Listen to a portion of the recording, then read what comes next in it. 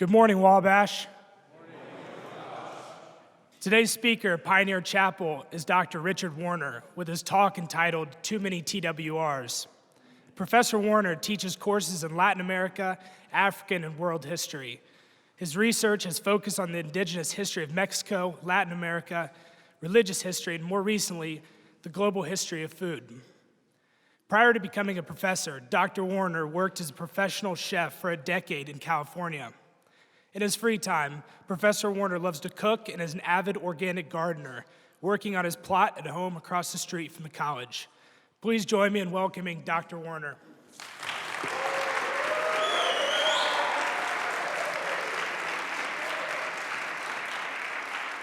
Hey, good morning, Wabash. Hi.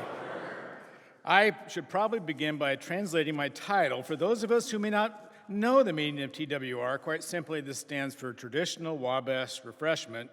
It's code word for alcoholic drinks that we consume with some gusto at Wally's, at TGIF, tailgates, and the like. And in my earlier years, these were consumed even during the school day on Friday of Pan-Hell Week, but let's not go back to that.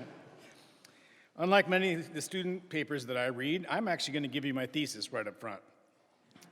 These cherished drinking traditions do offer considerable cheer, which you richly deserve after all the work that the faculty put you through here.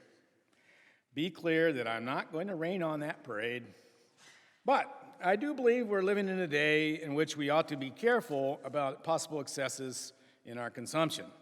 And in a way, this question is parallel to our increased interest in and concern about mental health issues that are on campus. I've been very encouraged that our administration and the campus as a whole is taking these challenges head on, and there's lots going on there. I hope that my intervention today will be seen as part of that process, and I do hope that I can be a little entertaining too, because otherwise it's not worth it. I'm in my 21st year here at Wabash College. Yeah, I've been here since I was 10. Yeah. And I've developed many close relationships with you all, whether you're students, staff, alumni, and even some faculty members. We are a close community, really, and for that reason, I'm going to speak quite frankly about my own life, sharing some information that many people here already know about, but many people, for fear of being judged, would not reveal this, especially in such a public setting. And I'm going to say at the outset that anything I say here can be shared with anybody. I'm totally open about all this, right? I think that's important. Thank you in advance for your continued faith in me as a fellow Wabash person, as a member of this community. So, a good number of you already know this about me, and for some this may be surprising news. In short, I decided to quit drinking alcohol a little over 6 months ago. My story is somewhat raw, though it's not as shocking as many I've heard recently. I want to share it with you because I feel that I can, largely due to an inherent privilege that I have in my life that makes this a safe space for me. If I was an elementary school teacher or a preacher or a medical doctor, sharing this news would not be as comfortable. Yet that is one of my main points. We need to be able to speak about the condition and the disease of alcoholism and drug abuse generally as we speak about other physical conditions. I doubt seriously that many of you have this condition, but it's possible that you could develop, and that's one more reason why I'd really like to share my story today. So, to make it a little more comfortable, let's practice a greeting that's common in my Alcoholics Anonymous meetings. I'll introduce myself, and then it's your turn to say, "Hi, Professor Warner." So it's audience participation time. So, hi, I'm Professor Warner, and I'm an alcoholic. Hi, Professor Warner. That feels really good. And it's supposed to. Now allow me to tell you my story so you know how I arrived at this conclusion. I'll try to describe myself as objectively as possible, if anybody can ever do that, mostly using characterizations that I've heard from other people.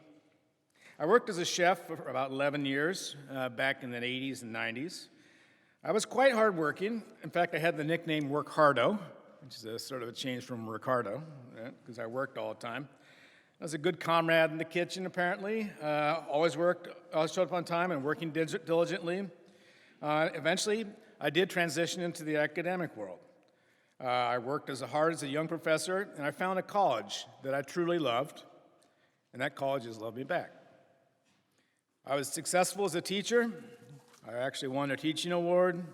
I served in numerous service roles, both administratively and not. Published a bit. Become involved in my discipline on a national level in numerous organizations such as the World History Association and the College Board. I'm on the National Test Development Committee, World History AP right now. I'd married well earlier, and I raised a couple of very bright and kind children, one of whom tends Wally's, by the way. By all accounts, I was a happy, friendly, and outgoing person, and I thought so too. I still do. Yet in recent years, I have guarded a dark secret. Like most chefs, I drank alcohol regularly, right before and sometimes during each shift, and certainly after each shift. I was nonetheless quite functional and even volunteered to cook the Sunday brunch shift for many years while my co-chefs were sleeping it off after their long Saturday nights. Although we cracked the brunch bottle at about 9 a.m., I'll be honest with you. I continued to drink regularly throughout my graduate school years and into the early years of my professor and parenting days. Still, somehow I was very functional, and I did achieve significant milestones that I've already mentioned. Once our kids were off to college, for reasons that I still do not understand, I increased my intake and began to drink secretly in a back room in our house. And if you've been in my kitchen, I can take you and show you exactly where it was. It's in that equipment room behind my kitchen, and I can show you in the refrigerator where I kept my stash. So every alcoholic's got a secret like this. This was typically done after 5 p.m. every single night. I stopped attending evening functions at the college, and thankfully, I did not get behind the wheel of a car even once when I was in that condition. It was probably the only good thing I did. My own wife knew I was drinking, but she had no idea of the extreme extent of my problem. So a little over a year ago, I realized that I had a serious problem with alcohol and decided that I needed to slow down to perhaps 2 or 3 drinks a day for my typical, literally 10 or so. For 6 months, I tried that, often keeping spreadsheets because, I'm an academic, tracking my progress or lack thereof. But in all that time, I never succeeded in drinking less than 5 drinks a day. And often, consumption was still at that high level that I mentioned before. So at one point, I began to realize that I'm indeed an alcoholic. And that's a scary term, perhaps. In fact, it is for lots of people. But my own definition is that it's a person who biologically as much as psychologically cannot monitor their alcohol consumption. 1 or 2 a day always turn into 9 or 10, right? This is what happens with people who really are alcoholics. In this way, some folks say that alcohol is, quote, cunning, baffling, and powerful, and it indeed is. The story has a good ending, so far. On July 27th of this year, I stopped drinking, and I have not had any alcohol since. Thank you.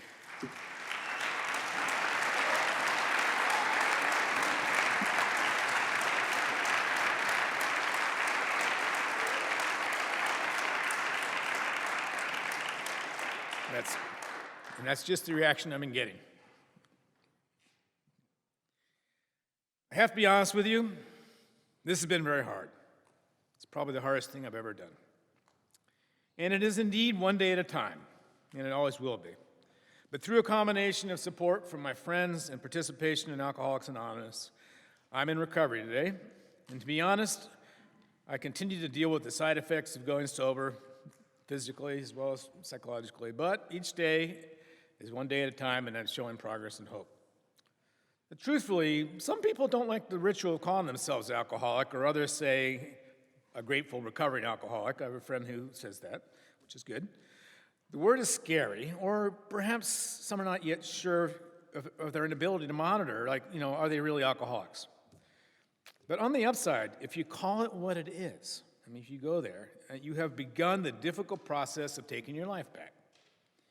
I'm interested in having this understood as a condition or a disease, you can choose your word, not as something to be continually ashamed of.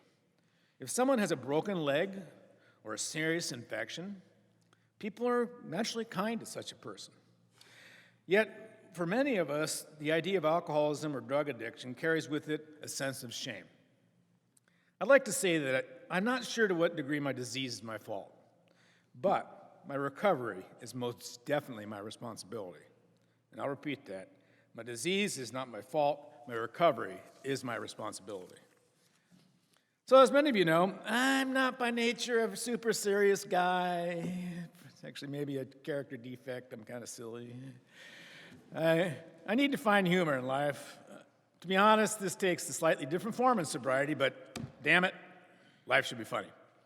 So let me tell you a few tales that are a bit saucy, hopefully a little funny, if you'll pardon the pun. I can pinpoint the exact time that I made my decision to stop drinking. It was 2 o'clock in the morning on July 27th. I've been preparing to produce a fundraiser for the Bill Cook Foundation at our house that was set to occur later that day, in fact did. Professor Cook was supposed to come by and see me on the evening of the 26th before having dinner with a student, and he ended up going to dinner first with the student. But as was typically the case, I passed out and inebriated on the couch by 8:45 p.m. The next thing I knew, I woke up at 2 o'clock in the morning in my bed. And my wife was also awake. I asked her, so, did Bill ever come by? And she gave me a look. Now, when you're married, you get these looks once in a while, like, dude, really? And she gave me the look, right? And said the two of them, she and he had managed to get me off the couch with considerable effort, right? I had a full conversation with the professor, and after that, I crashed again, and I did not remember any of that. So, my friends, that's called a blackout, right? I probably had them before, but how would I remember? I mean, really. But that one hit me, right? And so at 2 a.m., I announced I was not going to drink anymore, and I've stuck to it. So I'm not going to wax on too long about the recovery process, which has been interesting, but and I'm willing to talk about it with you privately. But I will note that the start things were quite rough physically. Someone who was drinking as much as I did should not quit without the help of a detox program. Who knew? But I did pull through, and in a week, I realized I probably should go see my doctor. And my doctor knows me very well. And he said, what about AA? And I said, oh man, that's probably just a bunch of losers that used to drink at Stoney's or sleep on cardboard boxes.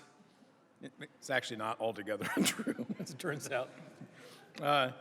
And his answer was, when you get better, you might be able to help someone else. I thought, damn, the hell you. He really knows me. I'm not Jimmy Carter, but I do want to be Jimmy Carter when I grow up. I mean, my good friends know that, right? And so that just hit me. So, all right, I'll go, right? So I went, and I've been going ever since, and it's been a very big part of my life. So there's much more to the story of recovery, which I'm happy to share with anybody, but I'll leave it there from now. I received many positive reactions, just like the applause that just about broke me down there, from friends about my decision, and I still do. I've had several people just text me that said they couldn't come here this morning, and that's good. 2 couples got together and gifted me a SodaStream machine, which is a fun toy. I've got a colleague who literally texts me every single evening to check on me, and that's a shout out to my friend Little M. Multiple people have reached out over the past months, and one common response was that while people knew that I liked to drink, they were very surprised to learn the extent of my problem.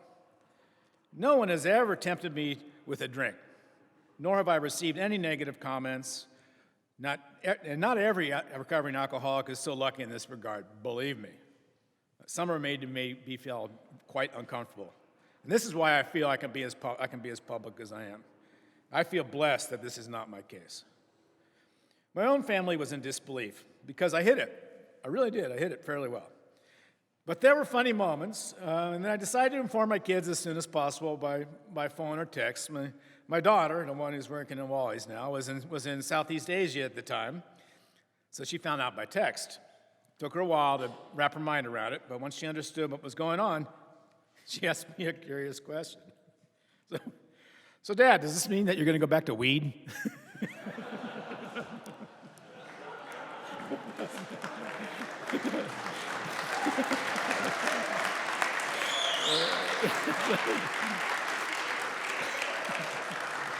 So, I did grow up in the 60s.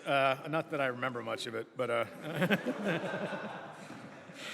but no, that's called a crossover drug, so probably not a good idea. And yet, I still have become obsessed with other things, right? And my biggest obsession right now is the green lady. I am totally obsessed with Starbucks. I'm actually there more often than Professor Gelbman. That says something. Although they get my name right. So for those of you who don't know, nobody at any Starbucks can possibly spell Shamira's name right. I don't know why. I'm Doc down there. But so I took my daughter there too, actually, to Starbucks, and you know, we walked in and three people from behind the line go, "Hey, Rick!" And she goes, "Daddy, how often do you come here?" I say, "Well, yeah, I'm a Starbucks holic. What can I say?" And then there was the fun that I had at Dining with the Chefs, which is an event that we do in August over here with this kind of a food show.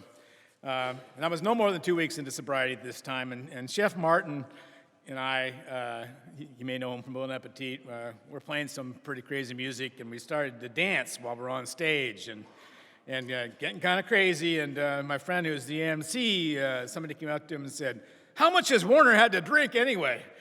And he said, nothing. So I like that story because this is your lesson. You can be wild and crazy without alcohol. And I think I kind of still am. So why am I sharing all this? I don't want any of you to stop drinking, seriously, unless that's truly something that you desire. I mean, you should continue to have fun. Lord knows I did when I was your age. Keep on going to Wally's. That's a place that I helped conceive of and continue to support as a good community spot. I go there. You know, many of you know where I sit. Bring my soda pop, my soda water. But I do want you to think about responsibility, which is a huge subject here at Wabash as we're guided by our gentleman's rule. I want you to think about the possible dangers of alcohol. I hope that you take the term drink responsibly to heart. It's not just an ad campaign.